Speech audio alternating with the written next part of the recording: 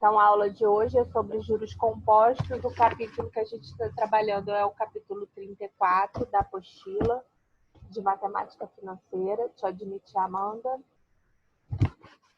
Módulo 12, tá? Então, juros compostos. O que é juros compostos? Juros compostos é uma taxa aplicada a cada vencimento acordado com a instituição financeira, né? Então, ela é aplicada e ela incide sobre todo o valor que acumulado. Isso é, se você tem um juros de 10%, esses juros vai ocorrer no mês, depois no mês seguinte ele vai ocorrer sobre todo o montante inicial, mais o que rendeu de juros. Ou seja, os juros, ele sempre será juros sobre juros. Por isso que a gente diz que os juros compostos é como se fosse uma bola de neve, porque ele sempre vai crescendo de acordo com o que o tempo passa. E quanto mais o tempo passa, mais os juros vai crescer. Estou admitindo a Anabelle. Então, por isso que a gente diz, né, que tem a expressão que os juros compostos é uma bola de neve. Aí você me fala assim, professora, mas por que as instituições financeiras elas sempre admitem juros compostos e nunca juros simples? Gente, realmente, eu não sei nem por que a gente ensina juros simples. Os juros simples, ele não existe em nenhuma instituição financeira, em nenhum país do mundo. Todas as instituições financeiras, elas usam juros compostos. Então, os juros simples é uma coisa que, no mundo real de finanças, nem para empréstimo, nem para pagamento, nem para aplicação, nunca vai ser usado juros simples.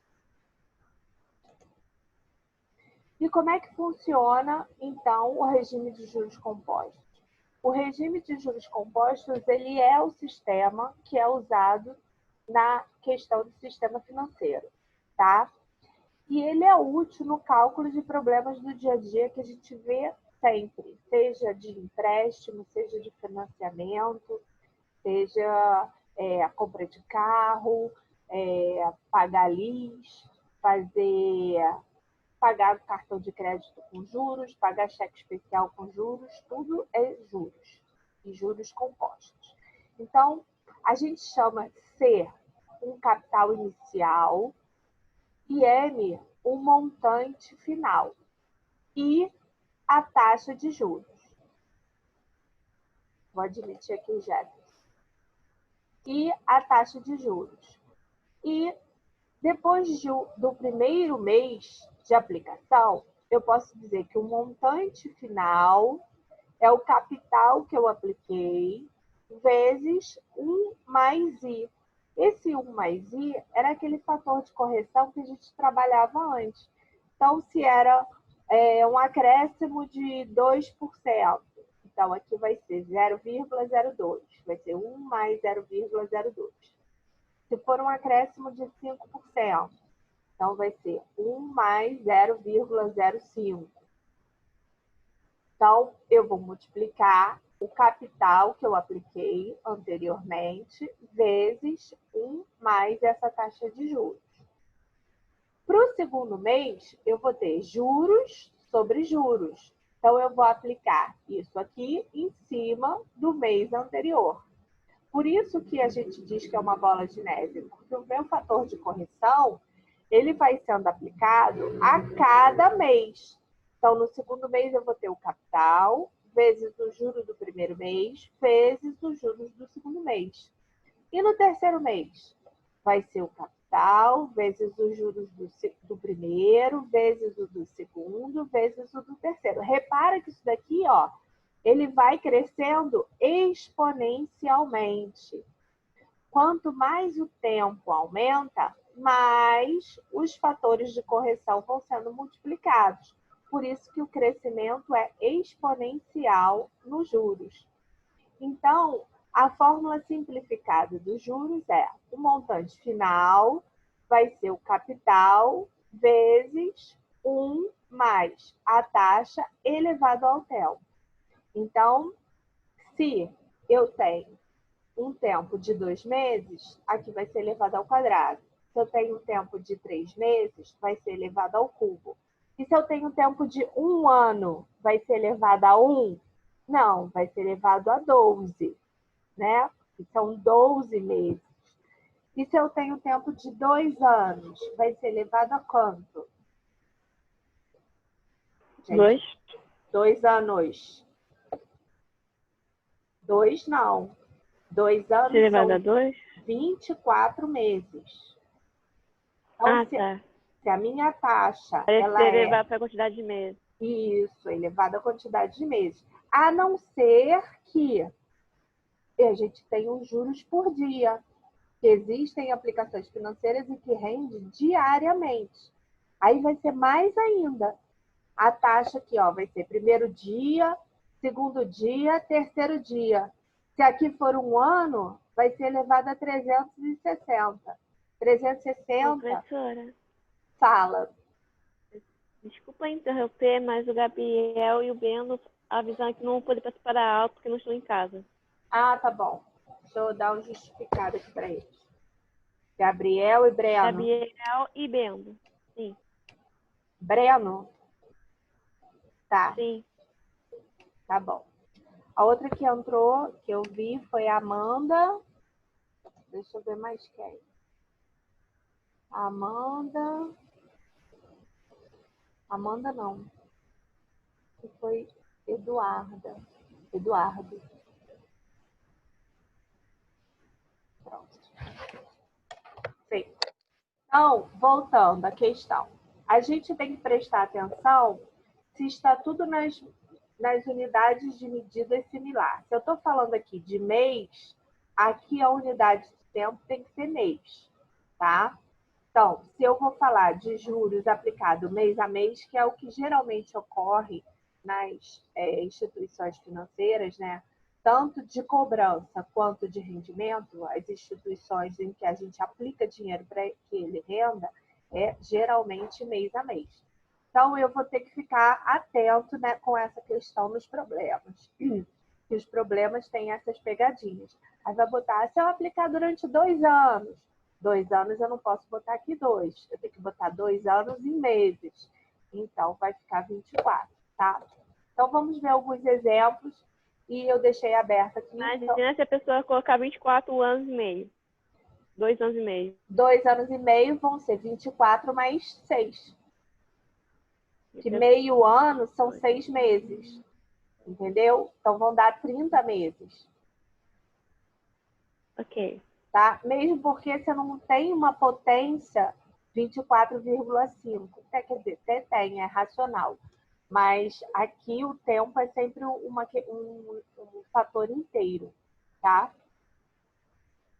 Então, vamos ver alguns exemplos, e eu deixei aberto aqui também os simuladores, que a gente vai ver como que a gente pode ganhar dinheiro, tá? Então, vamos memorizar aí a fórmula dos juros, que vai ser montante, capital, o I é a taxa de juros, lembrando que a taxa de juros ela é em decimal, e aqui é o tempo, mais o tempo de acordo com a taxa. Se a taxa for em mês, o tempo tem que ser em mês. Se a taxa for em ano, o tempo tem que estar em ano, tá?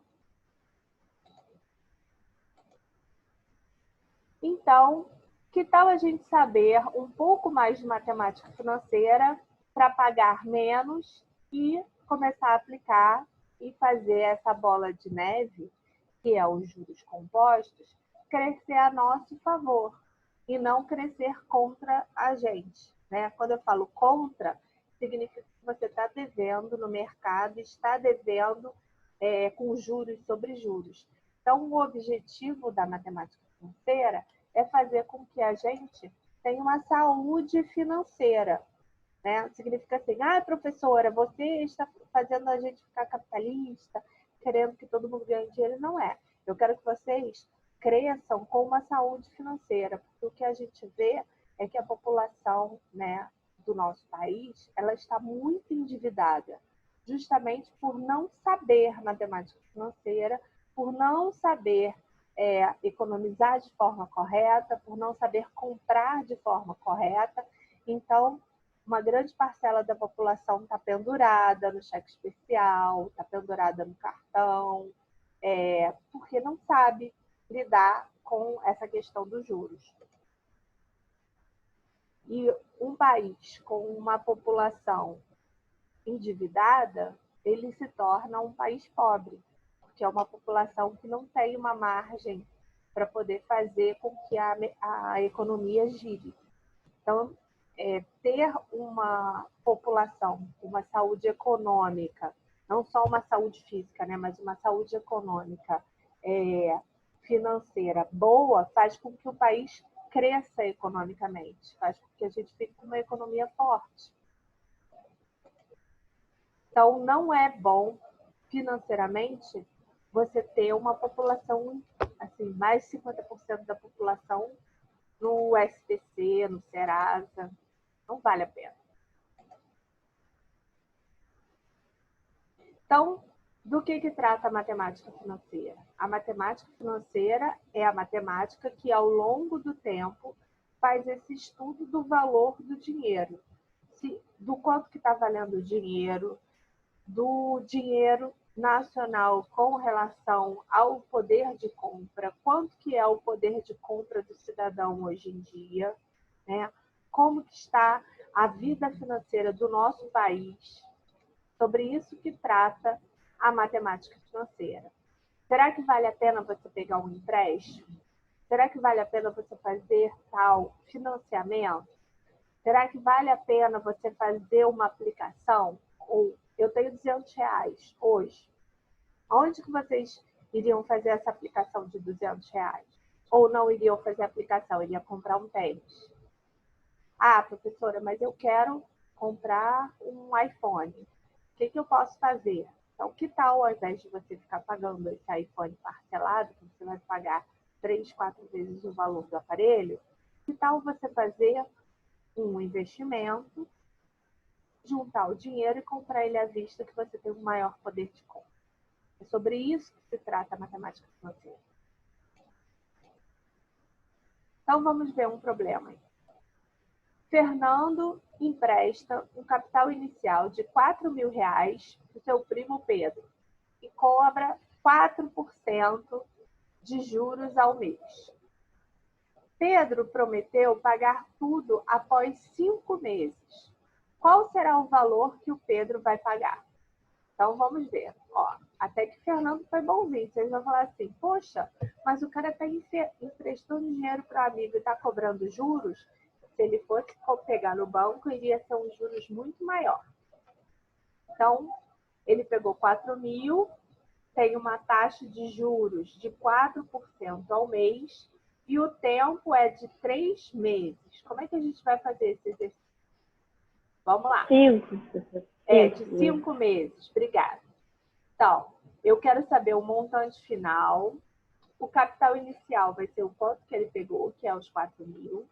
A taxa de juros é 4% ao mês e o tempo é 5.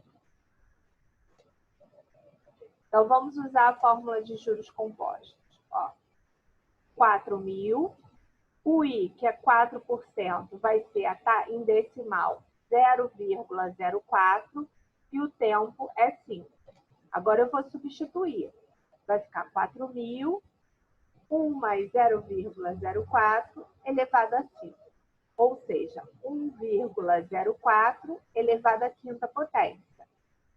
Professora, como é que eu faço 1,04 elevado à quinta? Você vai multiplicar 1,04 vezes 1,04 vezes 1,04. Ou você vai usar a calculadora, a parte da calculadora científica. Na calculadora de vocês, tem os seguintes símbolos. Esse aqui, ou esse aqui. Ele é y elevado a x ou x elevado a y. Todos essas três teclas significa elevado. Então, se você quer na calculadora fazer 1,05 elevado a 5, você vai digitar 1,04, vai digitar a tecla do elevado e vai digitar o 5. Ele vai automaticamente sair o valor de 1,04 vezes 1,04 vezes 1,04 5 vezes, tá? Vai ser isso ou as outras teclas. 1,04. Vocês estão usando agora o celular, não é? Então não dá para ver a calculadora financeira. Não, o celular tem um primeiro símbolo. Vê se dá para você ver a calculadora financeira. Às vezes, quando você coloca o celular assim em pé, a calculadora fica uma calculadora comum. E aí, quando você vira a calculadora de lado, ela se transforma em uma calculadora científica com esses símbolos, tá? Ou então é só chegar assim, deslizar a tecla para o lado, que vai aparecer os símbolos de notação científica. Então, esse é o símbolo do elevado. E é para isso que vocês têm isso no celular. É para a gente poder calcular essas coisas rapidamente, tá? Então, na hora de pagar, depois de 5 meses com juros, ele vai pagar R$ 4.866, porque é o 4.000 vezes a aplicação dos juros compostos. E se eu tivesse perguntado nesse problema aqui assim, quanto que o Pedro vai pagar de juros? Ele vai pagar 4.866 de juros? Não. Juros vai ser a diferença entre o montante e o capital. Então, de juros, ele vai pagar R$ 860, tá? Então, juros é o quanto rendeu ou o quanto que ele teve que pagar a mais. Então, vamos ver um outro exemplo.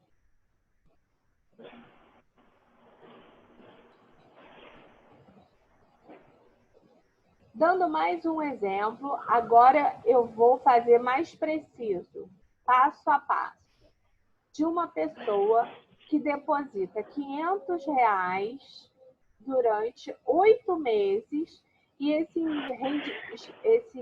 investimento rende 1% ao mês.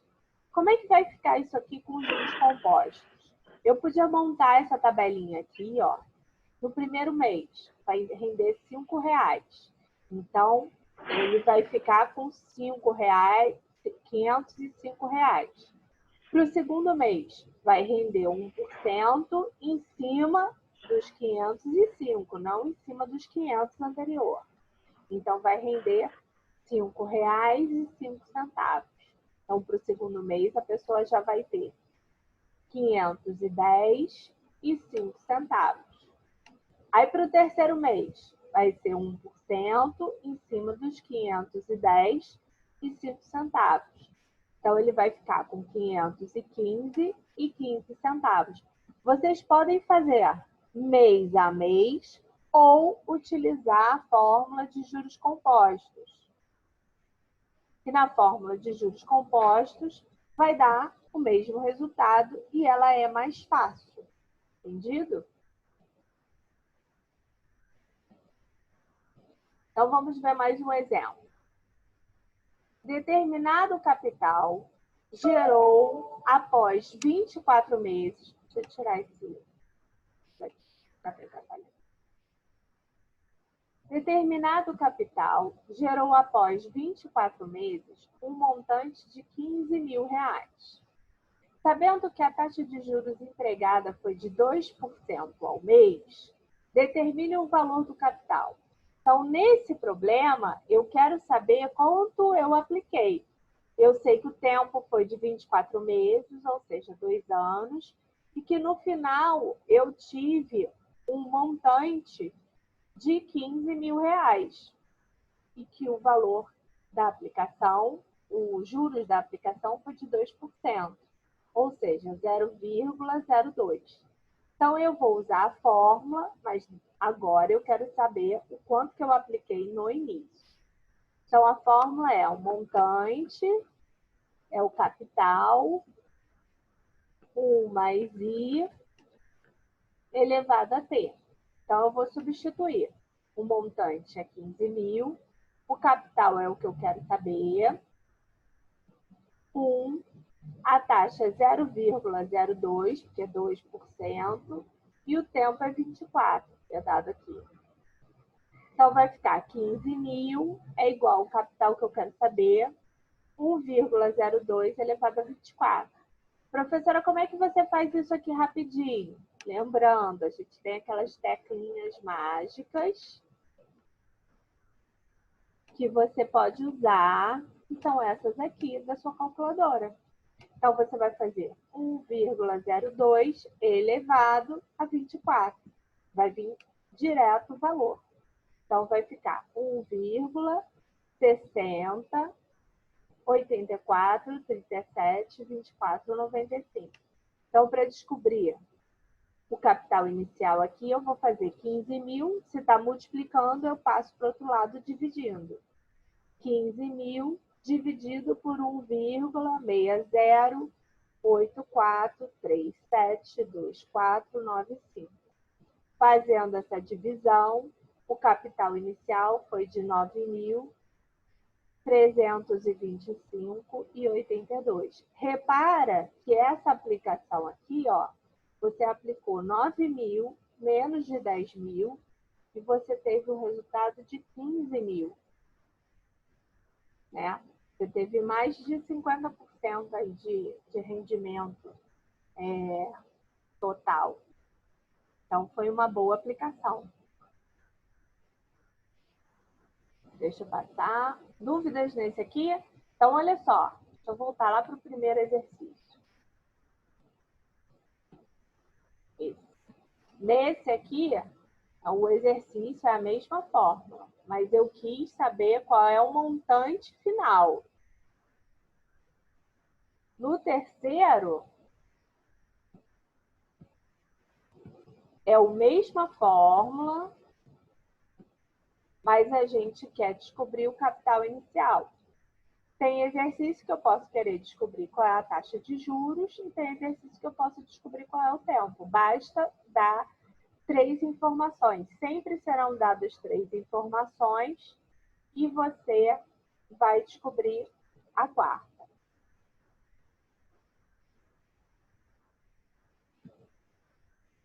Vamos ver mais um exercício. Aqui. Um capital de 5 mil. Então, esse aqui é o capital inicial. Deixa eu botar aqui C para não confundir. Um capital de 5 mil é aplicado durante 1 ano e meio. O que é 1 ano e meio? 1 ano e meio é 12 mais 6, ou seja, 18 meses. Produziu um montante final de 11. Qual é a taxa? Então, nesse daqui, eu quero saber qual é a taxa. Então, eu vou usar a mesma fórmula. Montante igual a capital vezes 1 mais I elevado a T. Ó, aqui está aparecendo para mim que a nossa reunião vai acabar em 10 minutos. Então, a gente, se cortar, a gente tenta entrar no próximo link, tá? Então, ó, o montante final eu sei que vai ser 11 mil. O capital inicial foi de 5. A taxa, que é 1 mais I, é o que eu quero saber. E o tempo é elevado a 11. Então, primeiro, para resolver, eu vou passar esses 5 mil aqui para baixo, dividindo. E vai sobrar 1 mais I elevado a 11. Igual. 1 mais I elevado a 18. Desculpa. É igual a 11 mil dividido por 5. 11 mil dividido por 5 mil, 2,2. E agora, como é que eu faço para desaparecer com esse 11 aqui? Vamos ver. Se eu tinha uma equação do tipo assim, x ao quadrado, e ao quadrado não, que ao quadrado lembra os complexos.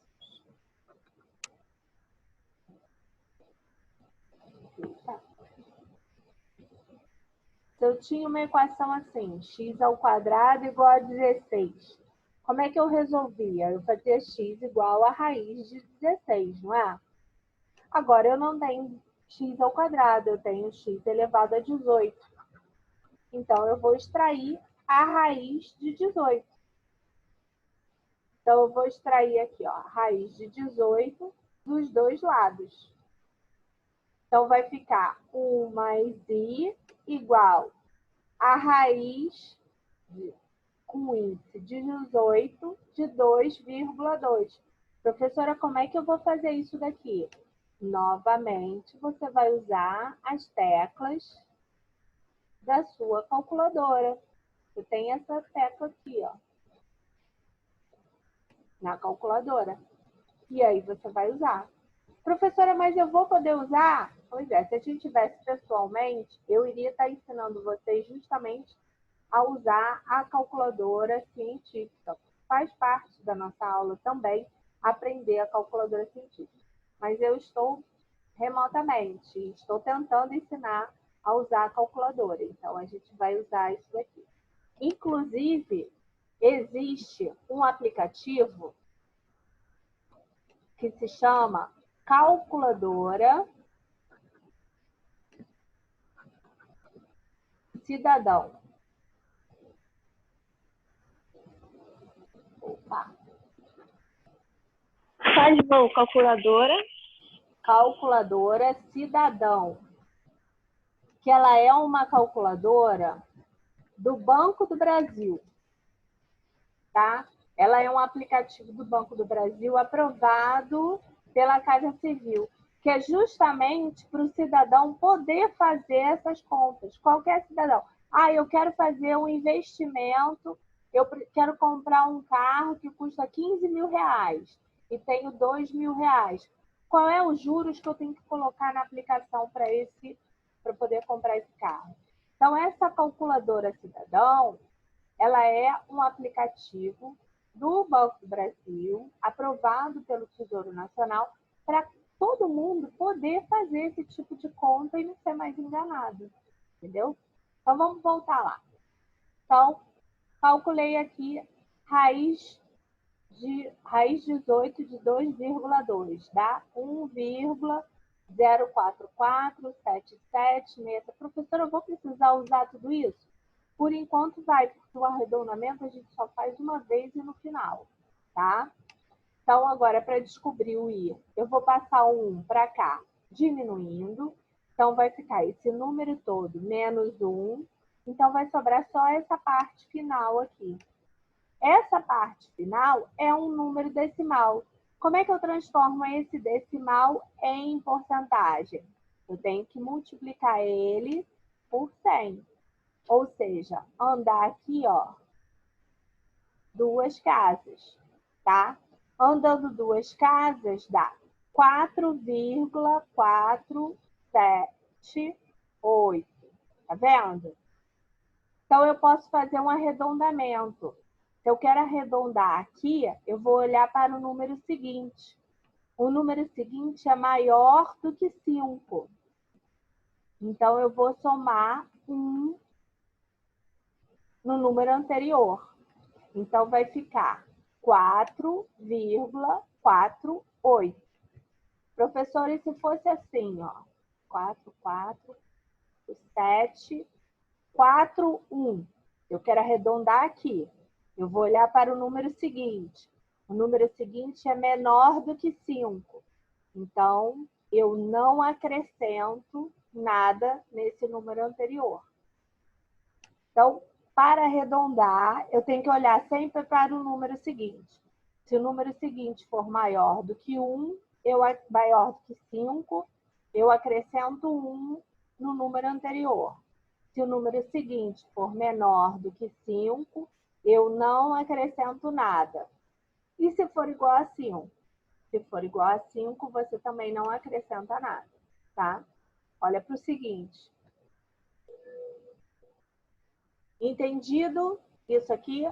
Os problemas com potências grandes e raiz de números que a gente não consegue calcular são para serem usados a calculadora científica do celular.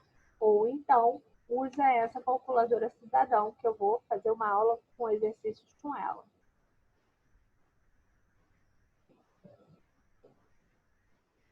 Agora, tem uma questão de vestibular, tá? Eu não sei se vai dar tempo da gente fazer ela toda nesse final de aula, mas aí a gente volta no próximo link fazendo, tá?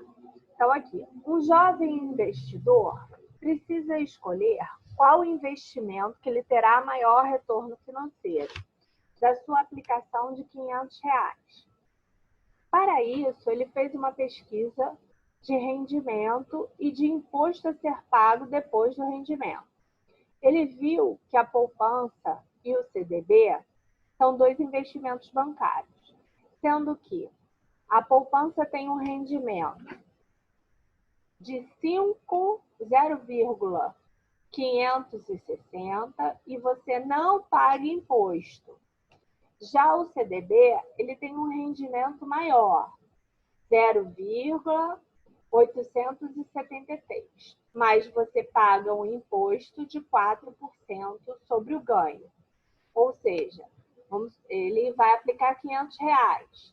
Se render R$ 100, ele vai ter que pagar 4% em cima do rendimento, em cima desses R$ 100. Só que não é R$ 100, vocês vão ter que fazer a conta. Então, para esse jovem investidor, no final do mês, a aplicação mais vantajosa é... Qual é a aplicação mais vantajosa? É a poupança com esse total? Ou é a poupança com esse outro total? Ou é o CDB? O CDB, lembrando que você tem que fazer o CDB e tem que tirar o imposto de renda, tá? Então, vamos ver. Então, primeiro, para descobrir qual é o melhor rendimento, a gente vai ter que calcular separadamente o rendimento da poupança e o rendimento do CDB. Vamos fazer primeiro da poupança. Então, ele está fazendo a aplicação um mês só. Então, o T vai ser 1. O rendimento da poupança é 0,560, ou seja, é 0,0056 ao mês. O capital inicial é 500. Vamos calcular o montante. Então, o montante vai ser 500 vezes 1 mais 0,0056. Então, vai ser 1,0056 vezes 500. Então, a poupança vai render R$ 502,80. Como não tem imposto a ser pago, então isso vai ser exatamente o desconto, o valor que você vai ter na sua poupança. Então, vamos voltar aqui às questões. Então, essa daqui eu já sei que é falsa, que a minha poupança rende R$ 502,80. Agora, o problema está perguntando qual é a mais vantajosa. Será que a letra A realmente é a mais vantajosa? Então, é isso que vocês vão ter que fazer. A gente vai ter que calcular